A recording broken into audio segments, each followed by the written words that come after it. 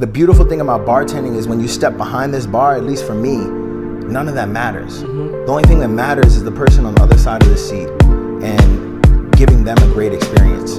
And to me, that's like the sweetness of it. A sour can be, you know, sometimes people are in like weird spaces and, you know, it takes like removing the ego and like putting yourself in their shoes or like coming up and trying to figure out what it is that you can do for them or that they need, whether it be not talking to them or giving them extra attention. And that's kind of like the sour. And you know, like a daiquiri meets somewhere in the middle, and I feel like that's what the experience in the industry is. French. Yes, sir. Welcome to Whiskey and Kicks, bro. Yo, it's a pleasure to be here, Rocky. This is fantastic, man. That was a great presentation, and I'm very interested to try this drink. But first, I want to talk a little about you, man. Tell people who you are, what you do, and why we're here. Well, my name is French Scotty Marshall, and I like to make drinks. Most of all, I like to make people happy, and one of the best ways I can do that is sitting on this side of the bar and hopefully making sure that you leave in a better place than you sat down. Indeed. So, how long you been bartending, bro? I've been in the industry about 10 years now. Okay. I've been bartending for 5. Okay. Yeah. So, how long have you been here at 5 to 1? We're like 9 months now. So we opened up last summer. And things have been great, man. It's been a learning experience for me, especially like opening a new spot. And one of the beautiful things about it is there's only 5 of us that work here. So everybody really plays an integral role in making sure the day-to-day and everything just runs smoothly. For sure. And yeah, it's definitely been a learning experience and like, you know, learning more about what I can do and how to get new things done. For sure. So my understanding is try to do a bit of research on you and everything to get prepared for today. So I understand you were at Park for like 4 years. 7 years, actually. 7 years. Whoa. Yeah, so I started at Park when I was 18, still in college. Over Christmas break, worked a marketing internship. Okay. After Christmas break, came back that summer and never really left.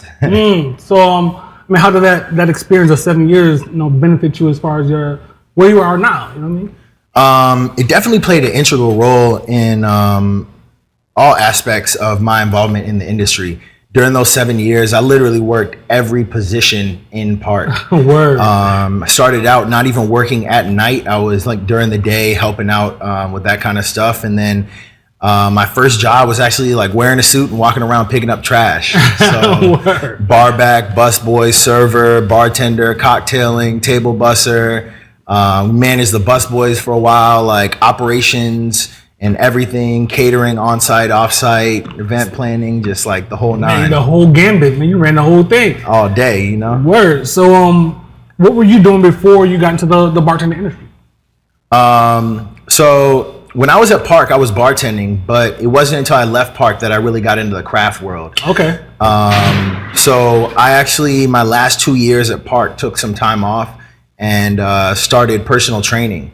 So that cut down some of the time that I was working there during the day and kind of tapered it down to just working bar backing and bartending at night and then personal training during the day. Yo, I saw your IG was French Not Scotty, right? Yes, French Not Scotty. Check him out. I saw you like you was doing some stuff on the floor, and then you was like doing pull-ups in between and stuff like that. I was like, yo, dude's getting it in, man. Hell yeah. You know, it's like 10 years in the industry, I've been working 6 to 7 days for 10 years. So it's like you come up with creative ways to get everything that you want to get done and understand like how to multitask and use your time the best way you can.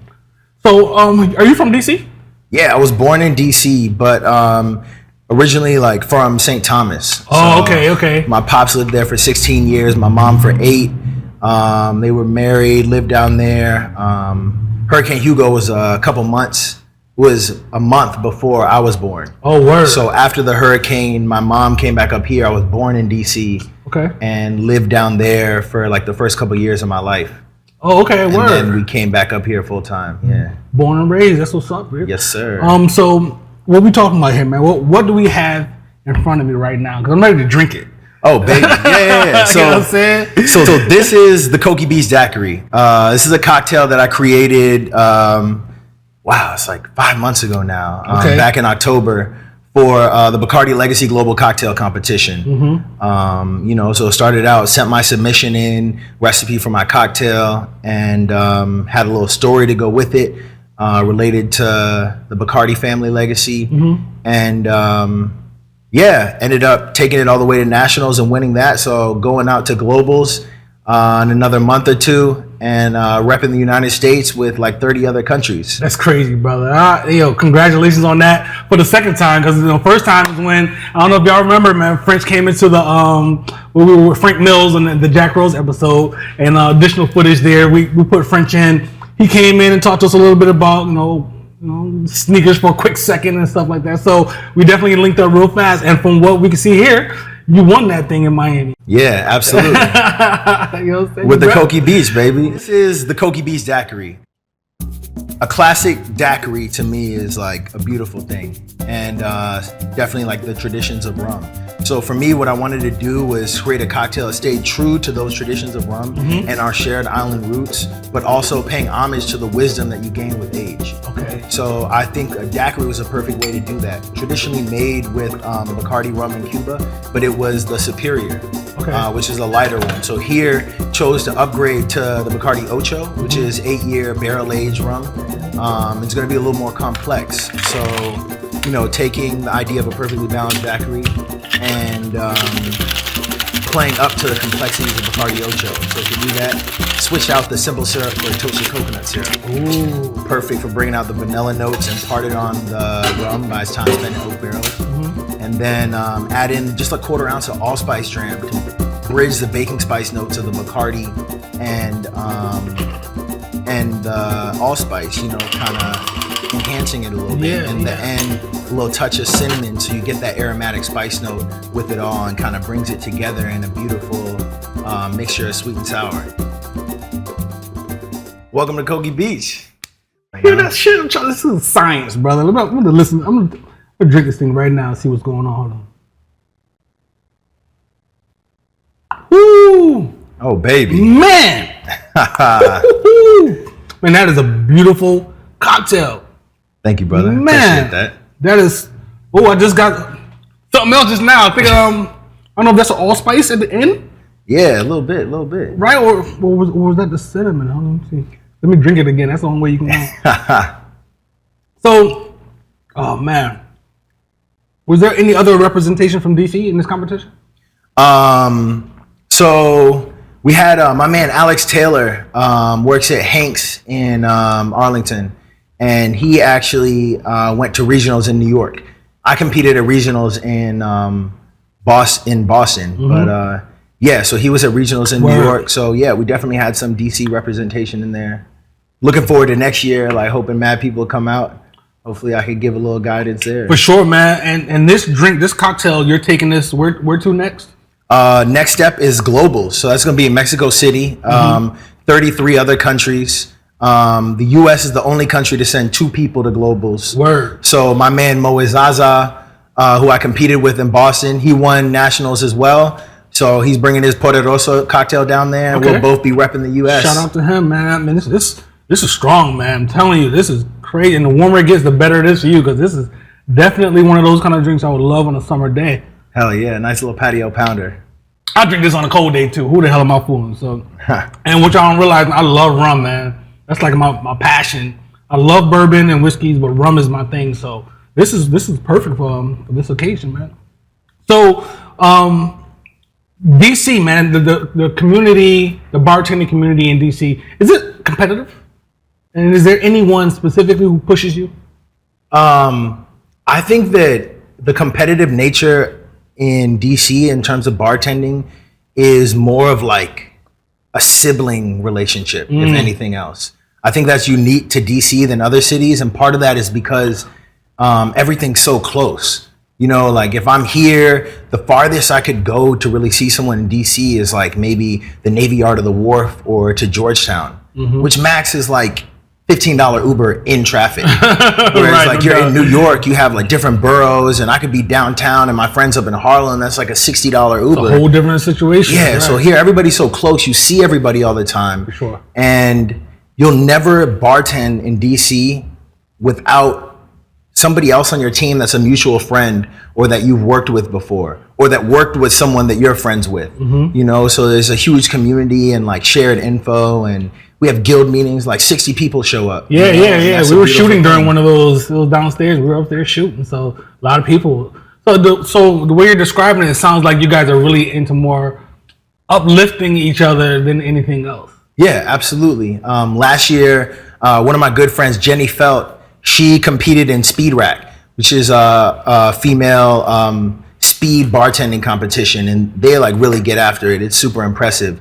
She was at regionals up in New York, and DC got together and rented a bus to take people up there and like went crazy in the crowd. And that was one of the things that kind of inspired me to want to get into the competition life myself. And even when I went to Miami, the other competitors like, yeah, my family's coming down, whatever. And I was like, well, I got 10 bartenders coming from DC to support. And it makes a world of difference, you know, and the love is definitely there. It's a beautiful thing. Y'all rep it, even when you're away. What did Frank say? DC Rising, right? Yeah, DC Rising all day. You know what I'm saying? So that's dope, man. So what would you recommend the visitors coming to DC to get the ultimate cocktail experience? The ultimate cocktail experience. Well, I would say you should definitely come to 5 to 1. Perfect answer. Yeah, absolutely. Perfect answer. Yeah, there's a lot of really talented guys here. Trevor and Will. It's like every day I bartend with them, I learn something new. You know, whether it's like talking to guests or the way that they're able to like articulate the flavors in a spirit, or how they bring different flavors together, or even, you know, like the cocktails that they're coming up with when we're in here. We have every day that there's a performance at 930 Club, which is right around the corner, we do a set list. So 3 cocktails inspired by the artists and their music. Okay. And it's kind of like whoever's bartending that day is, you know, kind of spearheads that menu creation. But also, if you have any affinity to a particular artist, then, you know, you can go ahead and like call that out ahead of time. Like I did Glass Animals a couple months ago, and that was one of my favorites. But you get to see, you know, everything on this back bar we're super familiar with, but having them create cocktails, I'll come in and they're like, yo, these are the specs for today. I'm like, damn, I never even thought about that combination, you know, so it really opens your eyes up to new ways of looking at what you have in here, you know. So you guys are coming up with original cocktails like on a regular basis then, because of based off of who comes into the 930 Club? Absolutely. Yeah, so it was 2 weeks ago. It's actually while I was in Miami for Nationals, we had celebrated our 100th set list since we opened. So that's over 100 cocktails in addition to our regular originals menu. Okay, right. That we put out since we've been open. Yo, that is crazy, yo. Y'all pumping it out. Yeah. That's a dope concept, man. I mean, I've never even heard of anything like that. And when I was told about it, I said, wow, this is something that I really want to be involved with. So, you know, because 930 Club is a staple in DC. That's an institution, man. Yeah, it is an institution in DC. Absolutely. And for you guys to be cracked out, I got to come check that out when someone that I like come to perform. I want to come see what you guys have, you know, in the store. Absolutely. And it's beautiful. Like you come in either before or after the show, and it's really all about, when we make the cocktails, people ask all the time, how do you come up with that? How do you get a cocktail inspired by music? And it's really just like you listen to the music of who's playing. And Spotify makes that great because, you know, you don't even have to listen to an album. You like listen to their top songs or whatever. And sometimes you really get into it. But like while I'm listening to this, what do I want to drink? You know, if something's like real low key and soulful, maybe I want something stirred and boozy like a Manhattan or like a Vieux Carré or something like that. But if it's something like really lively and upbeat, then it's like maybe I want something like tropical and like bursting with flavor and refreshing, you know? So it's all about like, you know, the vibes. Yeah, that's dope, son. So that's up my alley, man. You talking about talk right there. So what do you love most about DC, man? What do I love most about DC? Outside of the industry, just DC period. My favorite thing about DC is how it's like, I don't even have a word for it in English, but I remember learning this word in high school in Spanish, and it was like una mezcla, which is just like a mixture. I think it was referring to like something culinary back then, but to me, like culturally, DC is a mezcla. You know, you have all the embassies here. You have people who come from all over the world to study here, and consulting jobs that are heavy. You have Congress that's here, so people who are like seasonally from different parts of the country, who are here, and they come to your bars, and you see them out, and it just adds a really like bright and colorful experience everywhere you go. Right. You know, you never know who you're gonna meet, where they're from, and it's beautiful. It's a melting pot. Absolutely. There you go. I love for that reason. I mean, I wasn't trying to upstage you or nothing. No, not at all. Perfectly. You know what I'm saying? But it is a melting pot, man. I love this place. You know, I've been here since like '94. I'm born in New York and everything, so I don't think I can leave this place, man. Yeah, it's beautiful. So, what's your favorite place to eat? My favorite place to eat, man, that's rough. It's funny, when we first opened 5 to 1, I was going to Ben's Chili Bowl every day. I hear that. Because I grew up in Columbia Heights, Mount Pleasant. And for me, it was like I used to have to ask like a chaperone to take me to U Street to eat. And that had to be like during the daylight, because there was no way in hell they were letting me come down here by myself. When it was popping at night. Yeah, right. And then the first 7 years I worked at Park, I lived over in like Logan Circle area, Woodley Park. So like U Street wasn't really in the area of places I was eating, because you're always on the go. So we came here and it's like, wow, I'm right next to Ben's. I was there like every day. You know? Turkey burgers, chili fries, all that stuff, man. Ben's is, man, that's my life right there. The turkey burger is super underrated. Like people don't even know, but that's all I get. Oh my God, it's one of my favorite things. Yeah, man, that's what's up, man. And a strawberry shake with some lemon cake on the side. Absolutely. Winning. Listen, they got those cakes. Fruit punch, you know what I mean? So I've managed to avoid the cake a lot. I've had them, but I'll try to stay away. I'm already at Ben's eating chili fries, turkey burger. Come on, man. Plus, the prices are kind of high. Like, you go in there and get a shake and dessert, you spend like $30 on you can come off the pocket a little bit when you're messing around in Ben's. They'll break the bank, and they got an ATM right in there, too. Yeah, and they're not playing. They ain't playing around. Maker's Mark Private Select. Yes, sir. This is the 5 to 1 edition. Okay. So I'll give you a little taste of this right quick. All right. Let's see. I'm not going to turn that shit down for sure. So, Private Select. It's a program Maker's Mark does that we were lucky enough to be a part of. And basically, they take you down to Kentucky. And they have all these different barrel staves. So the staves are the individual pieces of wood that make up a barrel. So they have, 5 different staves. And you sample the bourbon. So they'll take the Maker's Mark Private Select, which is a higher proof. It's like 55%. Right. And they put that in each of the barrels. And then they add 10 staves of the particular barrel to it to really like maximize that flavor. So you're gonna taste a bunch of different whiskeys that are like the supreme impact that stave can have on the bourbon. Right. And then based on those flavors, you kind of come up with a blend that you like for your personal Private Select barrel. So we have a whole barrel of Maker's Mark that's ours. Nice. And you add in the number of each stave that you want to equal like the percentage of that impact on the bourbon. So what we did was we chose a collection of staves that would bring out the barrel and spice notes in a bourbon that would make it perfect for making cocktails. But at the same time, it's gonna be a higher proof and super smooth, so it's great for sipping too, you know? Look, man, French, I got a problem with you right now, brother. See, and it's a problem with myself too, because I took pictures of this bottle. I didn't know it was 55%. So it's 100, which I'm fine with, but I sipped it. I'm like, this is some, and I felt the hair going on my chest just now. Hell yeah. So that is some good bourbon. That is delicious, man. It's like, it's a little spicy. Yeah, a little bit spicy. Yeah, you get those nice baking spice notes. We have a toasted French spice staves in there. So we have actually 3 of those that are really gonna bring out those spice notes. Give you something a little extra to play with in the cocktails. That's good.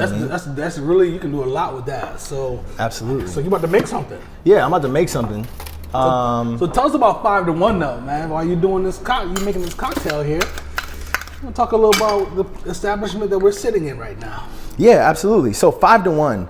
5 to 1 is the name of a song by The Doors.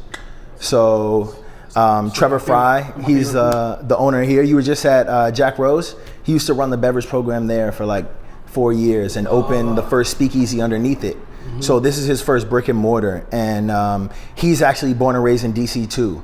So grew up going to the 930 Club. That's part of where that inspiration came from. And my understanding is the idea that he's had for quite a while now, to kind of incorporate the music aspect of 930 Club into a cocktail bar. Okay. So his favorite song by The Doors is 5 to 1. That song actually came out in '68. '68 was the same year as the riots on U Street and other parts of DC from when King got shot. So we actually have like a really dope picture on the website, standing across the street where Nellie's is, looking here with like an old school Chevy in front.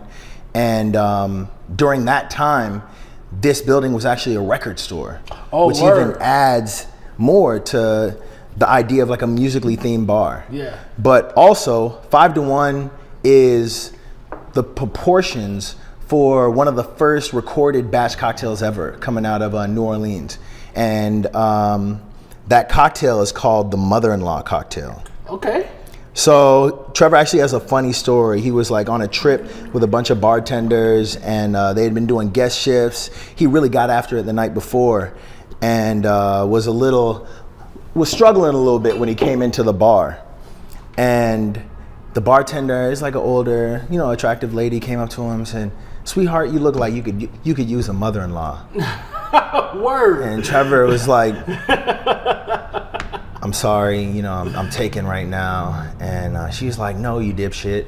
It's a cocktail." He was like, "Oh shit." Turns out it's his favorite cocktail now. Word. So the Mother-in-Law cocktail, back in the day, you would, you go to like a bar or like someone's house, you have the old school green wine bottles with like some sherry or vermouth, whatever, before we knew that stuff should really be refrigerated. Right. And then up there, you would have your 5 to 1 cocktail too. So the proportions being 5 to 1 bourbon to mixer. You got like Peychaud's, Angostura, simple syrup, orange liqueur, Ameripecan, and all of those equal 1 part.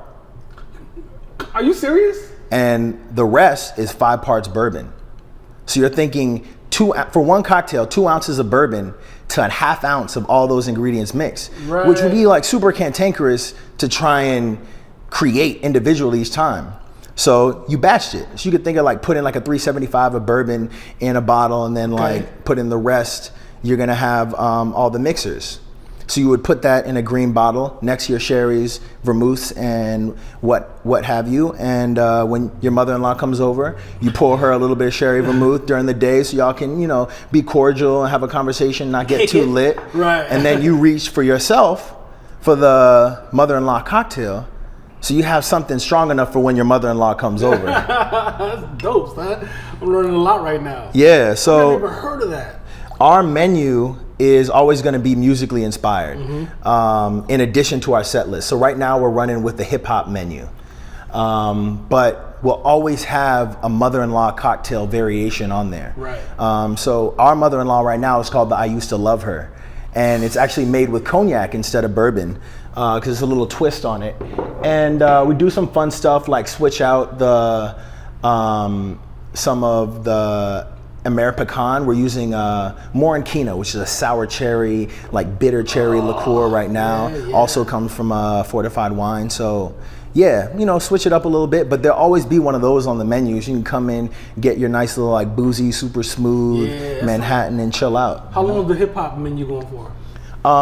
We do our menus seasonally. Okay. So we're gonna run that until springtime. All right, I'll be back soon. And then get out. You see up there, we got all those giant Willet pot stills. Oh yeah. Those are all 1.5s. I didn't realize that earlier. I saw those up there. That's dope. So our first menu had a mother-in-law cocktail on it called Dear Mama, after the Tupac song. Yeah, no doubt. And we used Willet pot still.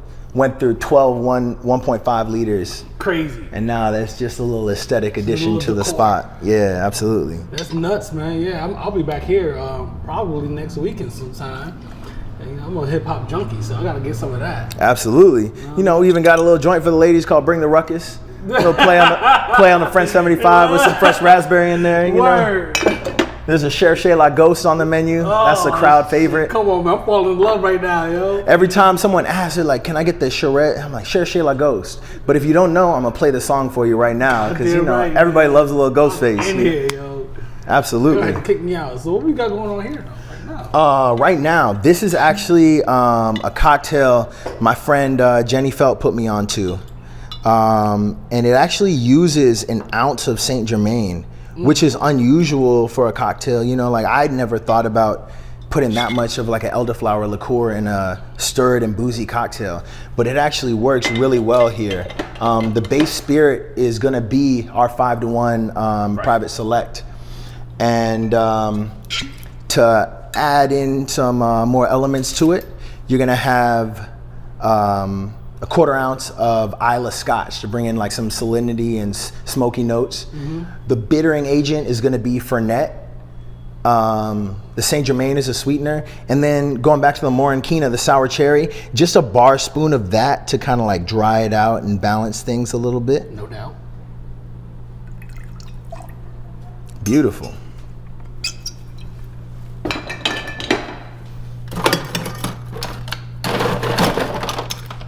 I'm excited right now. You know what I like to do, man? I just had this bourbon. If I was at home, I go to bed, I wake up in the morning when it's all dried out, you can smell all this. Oh, absolutely. You can smell all those things dried up in there. I'm telling you, like, I don't know if it's like Yankee Candle or Bed Bath & Beyond, but they need to like start coming up with scented oils that are like bourbon. Yeah, you know what I mean? Like, rums. Yeah, some rum. Like I got some strong molasses notes right here. Spiced molasses. I need that. Yeah, let me get that in a candle in my house. That's nuts, man.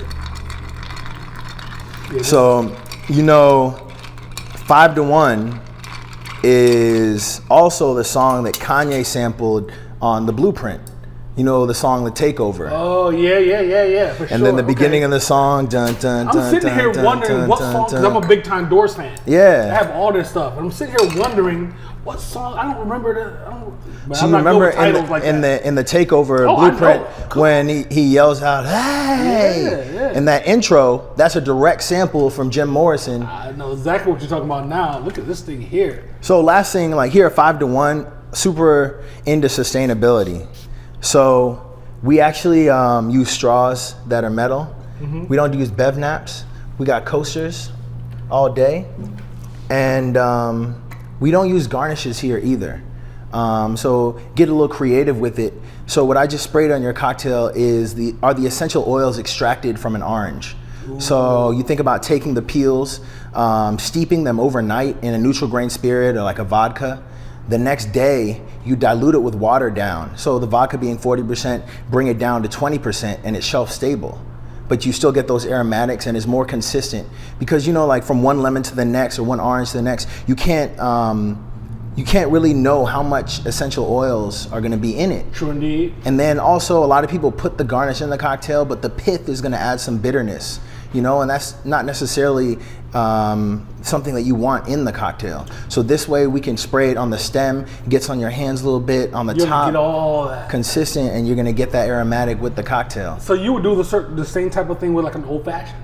Absolutely, yeah. Word, orange for the old fashioned. Crazy, yeah, that's dope. And then we have some other stuff like we make some teas. We have like a bergamot atomizer as well. We got chamomile tea version that we made. One that Trevor is super proud about is our mint, and like the way that he made that, actually using culinary technique where you're gonna like shock the mint. So you're gonna like cook it up and then like immediately put it in the ice bath. So you really get all of like that nice green color out of it. It's like a chemistry class. Yeah, you know, there's only fun. 5 of you guys. So Five of us here. That's a lot, man. Absolutely. That's applaudable for sure. Let me try this thing out because I don't leave my drink sitting for too long without trying it. I hear that, brother. Ooh.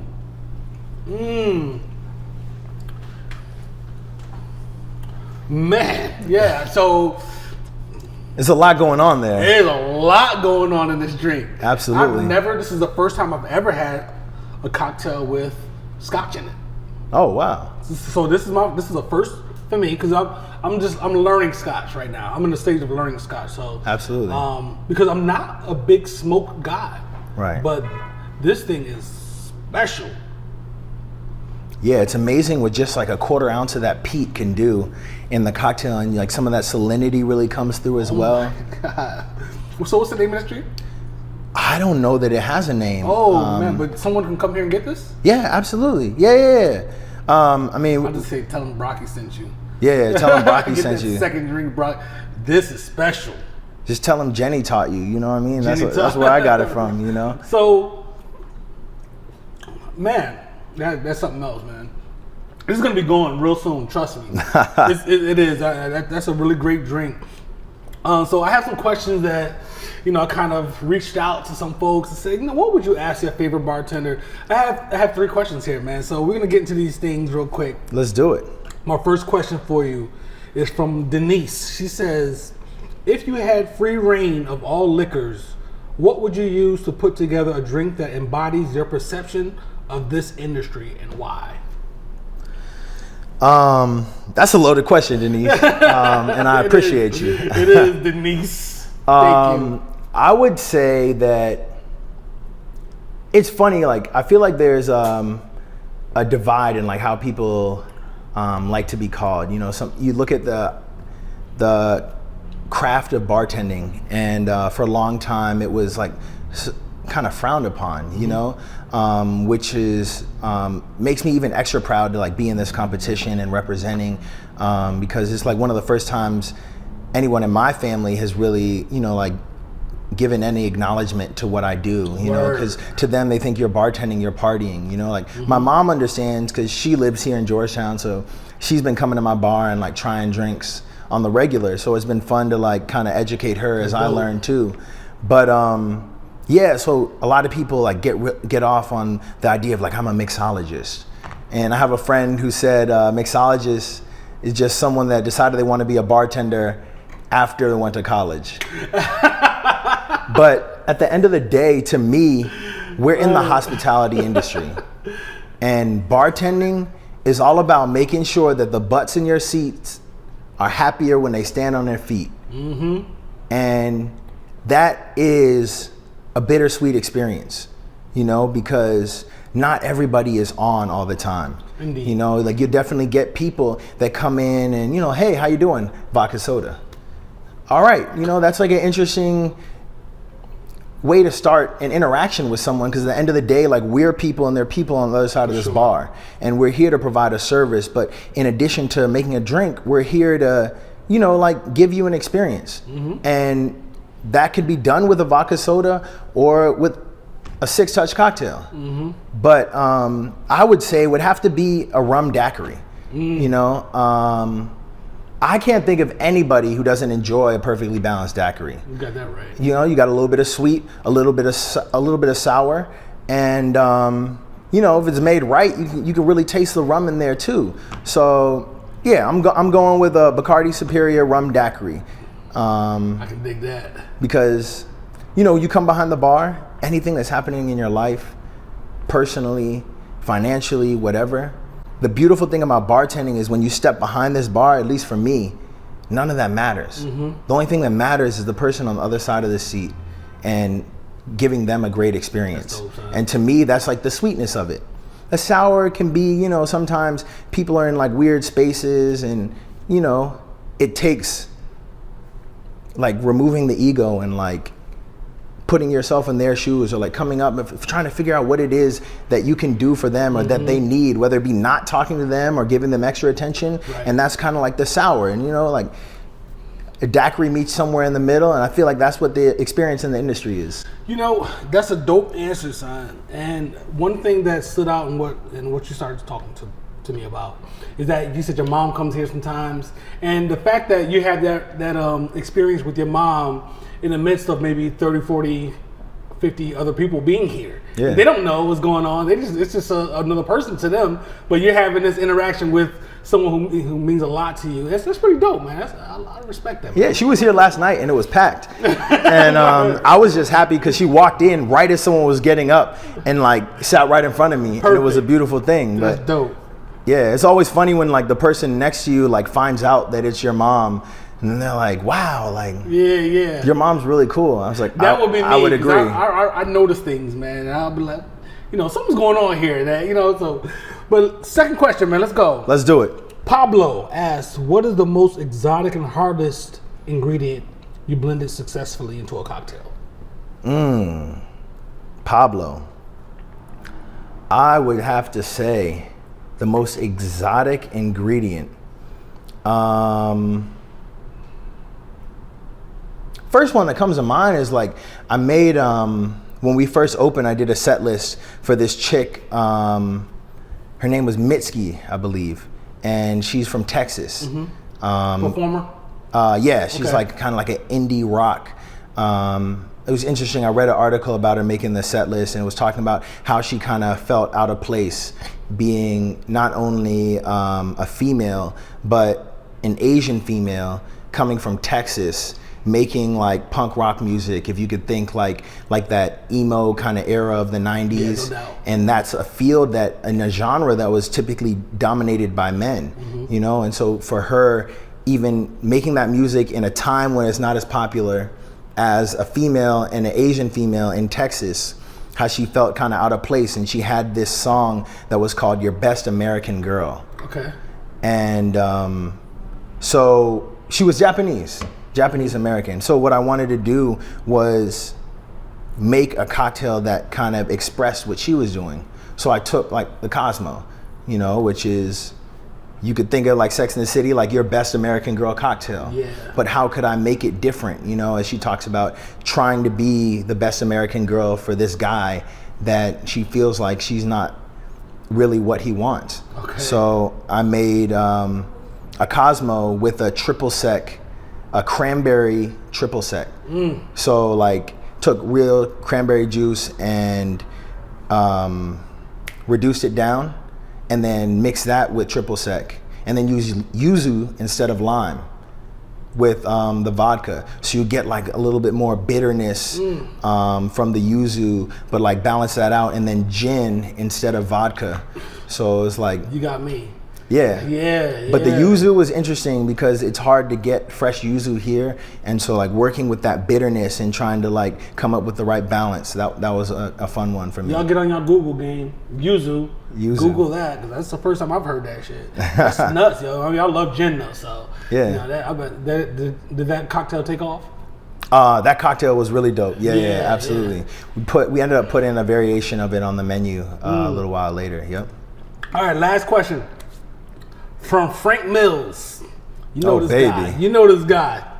With the professional background that you have come from, high volume nightlife to extensive craft cocktail establishments, bar back to bartender, what advantages do you believe that gave you in succeeding and excelling in the beverage industry? Because clearly you have. Drake Mills. Drake Mills, baby. That's the man right there. Drake Mills came all the way down to Miami. He sure did. He was on stage. That's the only person I could hear. He got a hell of a voice. Yeah, man, that's wild. Especially when like you stop and take a moment to think. I was looking back through my photos on my iPhone, getting ready for this. Thinking about what sneakers I'm gonna bring in. And just reminiscing on how long, it seems like 10 years was yesterday. But I guess like I bar backed for Maddie, and anybody that came to Park during those 7 years knows Maddie. She's on the third floor big bar, and she would just put up numbers. The third floor on a Thursday, Friday, we would open last. Sometimes they would open the fourth floor before the third, because that was like the stage was there. That was prime time. So we could open at like 11, and then by 2 o'clock on a Thursday, ringing like 8 G's. And like she on a Thursday was one of the most demanding people that I've ever worked for, and I love her for that. She expected at all times 10 cups to be iced and ready to go. Straight up. We were in a bar that was a super tight space, almost to the point where trying to get past someone was difficult. So before I bar back for her, she had a bar back, and she always would talk about how they dance behind the bar. And I kind of took that quite literally. I mean, when DJ Quicksilver's playing, like the music's popping, right, you're feeling it, but we really would be dancing. And then you have like the bar here, she has a double rail, behind is the register and the back bar. So she would be here, and at all times 10 cups. So like she's making a drink, there better be another cup there. So you're like reaching around her, scooping ice, coming around, right, and she would get drinks and like come up and make a Long Island. And then I'm coming behind her and like grabbing the bottles out her hand, putting it back. Nuts. She's garnishing, turning around, swiping the car, coming back. And then she comes back, there better be another cup right there. Right, yeah. And so that experience, taught me so much. One, the idea of like your mise en place, like it's all about you prepare to win or you prepare to fail. Mm-hmm. And the consistency of understanding what this particular bar requires of you, because it's going to be different everywhere you work, right, and what you can do to make yourself most effective at this bar. And that's something that I've thought about everywhere I go. The first thing is, like where are the people coming from? Where's the volume? Where's my sink? Where's my rail? How can I set up my tools? And then the other thing is just the idea of service. Like even in a club, even if, it's different, the service in a club than it is in a craft cocktail bar. You don't have the time like, hey, how are you doing? Mm-hmm. Yada, yada. But even in a situation like, what do you want? Not ready? Next person. What do you want? What do you want? Yo, I'm still waiting for you. You know what I mean? Like letting them know. Yeah. And so that whole idea, all of it just together really taught me, like speed, efficiency, preparation, and never sacrificing the quality of your product for the sake of volume. No doubt. And you know what's crazy? You saying all that is that I realize right now that I'm drunk and you're not. So you did your job, man. Job well done, man. That's what's up, French. Cheers, brother. Cheers. Let's talk some shoes, brother. Let's do it, my man. What you got? What I got. All right. So I'm at a stage now where I'm like trying to be on my grown man sneaker game. So I just like the Jordan thing is, I love Jordans. Mm-hmm. I love Nikes, but the hype is too much. It's crazy. And so you talk about like 5, 6, 7, 8 years ago, in DC especially, there was 2 places you could go, 3 places. You wanted some Nikes, some SBs, some skateboarding, limited stuff like that, you could go to Palace 5. Okay. You wanted some exclusive Nike, Adidas, Ronnie Fiegs, whatever it be, you go to Commonwealth or you go to Majors in Georgetown. Mm-hmm. Anybody in DC knows sneakers knows Majors. I got my Major pin on my denim over there right now. Mm-hmm. I've spent a lot of money at Majors over the years. But back then it was like the fact that I was cool with Ducky meant something. No doubt. You know what I mean? I could hit Ducky up and be like, yo, I'm gonna come through, I need these joints. And he knew I was good for it. You know what I mean? I might pay a little extra for him to hold it, right, but it was like, that was a thing. It's good money. And now it's like every week there's something new and it's a lot. So like I try to switch to things that I personally like and I'm not buying because of the hype. Growing up, I worked at Foot Action, Foot Locker, even at Journeys back in the day. That was my first job. Journeys be having some joints though. Yo, I'm telling you.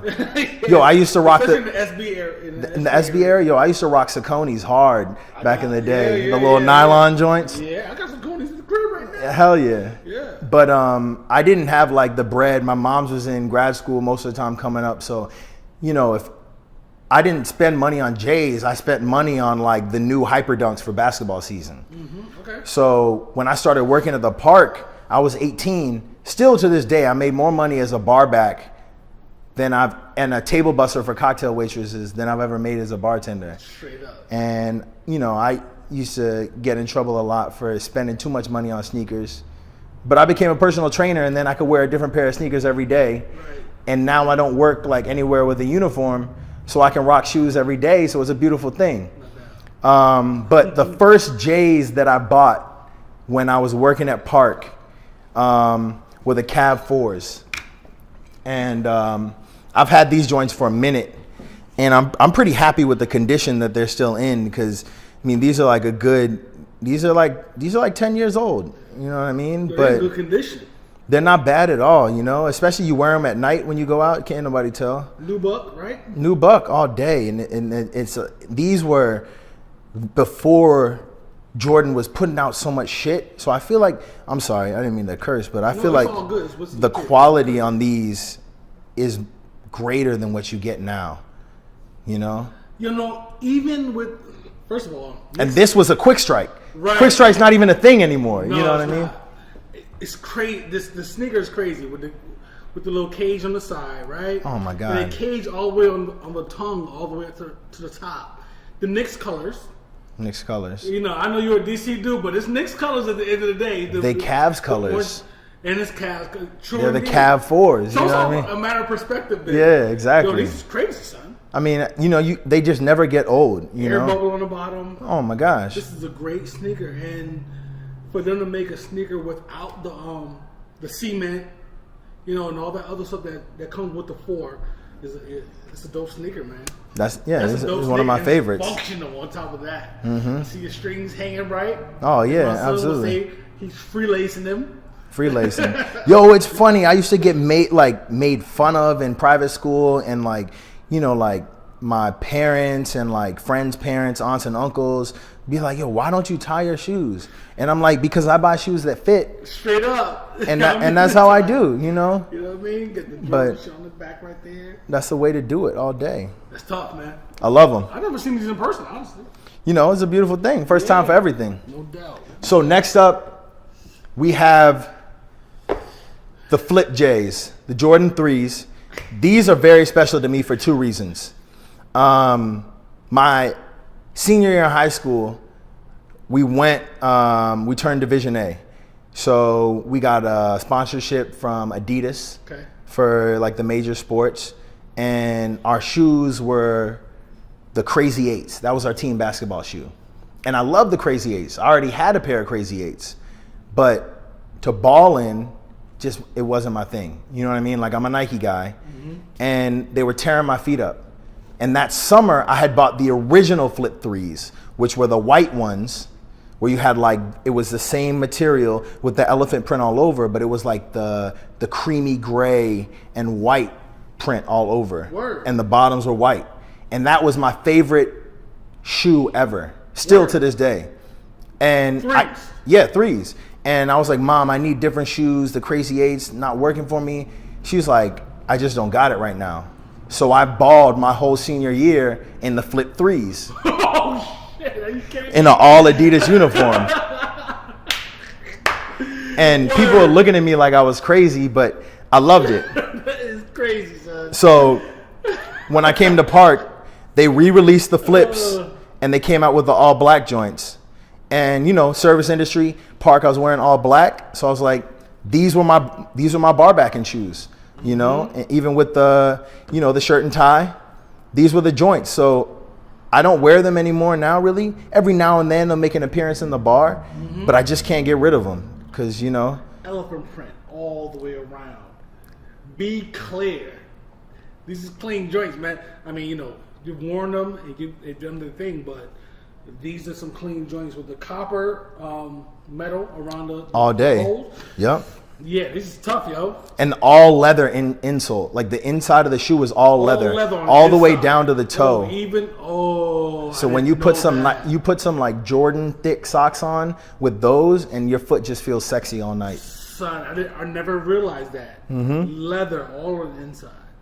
Yeah, man. Air bubble on the joints. 3 is my favorite sneaker, man. All day. In my opinion, the Air Jordan 3, the best sneaker ever made. Period. I love them. And it fits my foot perfectly. Some of the J's are like a little narrow or a little wide. These joints are perfect. It broke my heart when they recently released the 3s again. Because it was like a few years ago, I remember Nike saying there's no more threes coming out. After they did all the weird colors with like the fire red, they released the original threes, and it was like a different shade. And they came out with the black ones and like the purple and like that tangerine red. They're like, no more threes. Now they back out again. I couldn't do it. I was like, my 3 era is over. We won't even get into why, but yeah, I hear you. So these are my most exotic shoes, and they only make special appearances. The funny thing is, I've worn them more times bartending than not. And it was either because we were like doing a pop-up, or, you know, we did a 90s party. I had to bring them out right quick. But these joints are special to me just because, I mean, they're a re-release, but the tennis joints, you know, a lot of people are all about like the pumps, the Shaqs, the basketball, you know, but a lot of people forget the same time Andre Agassi had his joints coming out, Reebok was releasing the pump tennis joints. Heavy. And these are the A-Life editions that came out. They were a Christmas present. You know, I showed my girl at the time a picture, and then it was Christmas and they were there. And it was like, bomb. It was beautiful. Listen, man, these first time I've seen these in person. First of all, so many things about these. It's a tennis ball. The whole shoe. Tennis ball. Y'all don't get that. Their pumps. The tongue is out of this world. There's no gene that's gonna conquer this tongue. No, you can't. You don't have a choice but to sit behind that tongue. Period. Straight up. Straight up. And their life, which I don't hear much from them anymore. I haven't heard much from them either. Yeah. Hopefully that means they're about to come up with some dope collaborations. I hope so. And then also, people forget about the Hex Light.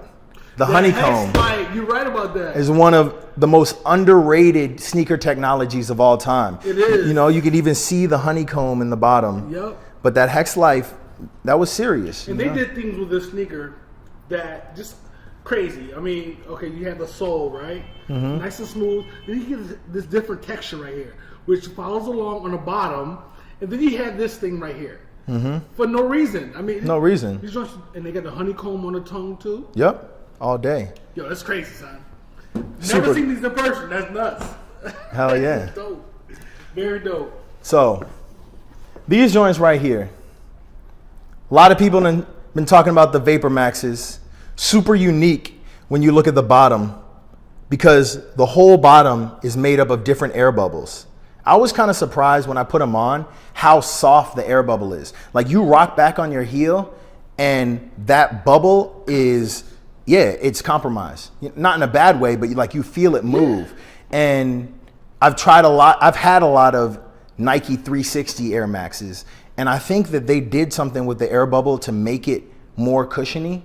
But when you walk on these, it feels like you're hovering, because on the bottom, there's so many different sections. So the part that your foot hits is almost like on like the pressure points in your foot, and it feels like you're floating. But these are special to me because these are the shoes that I wore with my purple suit at Bacardi Legacy Nationals. Oh. And I was searching around trying to find the perfect shoe to wear, because I got this purple suit and I was like, this suit is gonna kill. And I got the legs tapered and cuffed extra high with a gap. I was like, I needed like a nice sleek shoe, and I really didn't want to wear dress shoes because that's just not me. I feel like there's a way that you can rock the sneakers and still be like super professional and like put together. Yeah. And I went online a couple days before I was leaving. I'm like, what am I about to rock? And I saw the purple ones. I didn't even know they came out. And it just, the exact same color purple as my suit. Flyknit, right? Flyknit all day. Yeah, they got a purple in there. Yo, these are clean, son. I mean, I've never tried these on. I'm curious right now. The comfort is crazy. Right? What size you wear? 9. Oh, word. Yeah. These are 10 and a half, but I mean, like, I'm a little guy. You can feel the air bubble. You see this guy? Come on. Yeah, right. All the space. But yeah, those are nice, man. Those are the navy blue and the purple is crazy. It's beautiful. And then, like the reflective, there's reflective details. So if you look on the Flyknit fibers here that act as the lace holes, there's actually 3M in that. And then the So entire the little green specks is 3M, and then it goes all the way down. That's woven into it. Son of a bitch. And then the Nike check is 3M reflective as well. So when you wear them at night, because it looks translucent, it looks like your shoe is sparkling. It just sets it off. You know what, man, I'm done with this. Now, I got one more pair for y'all, and it's the pair on my feet. And these are kind of special. These came from Ducky. Okay. So for regionals, I went to Ducky and I was like, yo, I need a pair of shoes. I need something like gray and like preferably like an Adidas Boost. And I want to rock it with my suit. So I went in there, saw some stuff, was like, I don't know. Went back on Good Friday. They're having a crazy sale like they do every year. If you haven't checked out Major's Good Friday sale, you need to make that move, because that man, I've seen his warehouse, has stuff from years back. And every time they're moving stuff around, random sizes and hats and gear pops up, and it's like, it's there for the low. Shout out to Ducky and Major. Shout out to Ducky and Major. But I went in there looking for one pair of shoes, and I saw these, and I had to cop. They're special to me right now because in 2 weeks, I'll be down in Miami for the Miami Open. You know, huge tennis tournament. Serena's first tournament back from having the baby. And I'm going to be down there bartending, serving Coki beaches to some players. You know, super blessed for that. But these are Pete Sampras' shoe back in the day, the Air Oscillate. Fuck out of here. You serious? And it's crazy because my cousins played tennis, so I grew up watching with them in the summertime. And my cousin was like all about Pete Sampras. He had the racket. He had the original ones, just like this, but no gold, just white and blue, super simple, just like Pete Sampras' game. You know what I mean? Like crazy power serves, knocking it out. And these are the Olympic editions. So you got the gold accents. You got one that's red, one that's blue, you know. And the green on the inside. Green on the inside for the tennis, baby. Tennis. You turn it over. On the inside. You got that chrome plated. Heavy. I mean, that gold plated, you know. They're just beautiful with the lace tips, you know. He's saying all this right now barefoot because he took the sneakers off to show y'all. No, just so you can see, you know. These ones are special. Heavy. And yo, that's crazy. We're in DC. They go great with all my Capital and Wizards gear. I'm just saying. For sure. The red and blue, right? All blue day. All day. That's crazy, man. That's dope. I appreciate you sharing all this shit. That's nuts. All day, man. Yeah, man. It's The like game is heavy, and you can take these joints back and put your Thank you, brother. shoes Thank you, back brother. on, man. We don't want you sitting out here crazy right now. But the gold is crazy on those joints. And I saw you online with some goddamn David Robinson pumps. Oh yeah, the Air Commanders. How is that possible? The infamous Billy Hoyles. Crazy. You know, I really wanted those shoes, and it was like a time when I was trying to save. And a few months later was Halloween. I take that holiday very seriously because my birthday is November 4th. So I celebrate on Halloween every year. No doubt. And that particular year, I was going with one of my friends as White Man Can't Jump. So I got like an epic picture on the IG a couple years back, but I was like, damn, I need to get the Billy Hoyles. Mm-hmm. And so I scoured and I broke down and I got them off eBay, but it was worth it. They only come out for special occasions. Son, you don't even see those anymore. Nah. Heavy. The original colorway, you know, right. with that beautiful neon on the bottom. Green. Those accents. It's like, can you imagine David Robinson, you know, playing, you know, super conservative coach, super conservative dude. You got the all black and gray jerseys. And this man got the white shoes with the neon accent on it, you know, like revolutionary. That's tough, yo. That's a lot of respect for that right there. Absolutely. So, man, listen. Tell people what's next for French. What's next, man? I'm getting ready right now. I'm still in the competition. It's gnarly. Legacy started for me back in October. It all culminates. The big day is May 1st in Mexico City, actually, for globals. It'll be live streaming on Facebook. But everything for me right now is about getting everything accomplished that I have on my list before I get on that plane to Mexico City. For sure.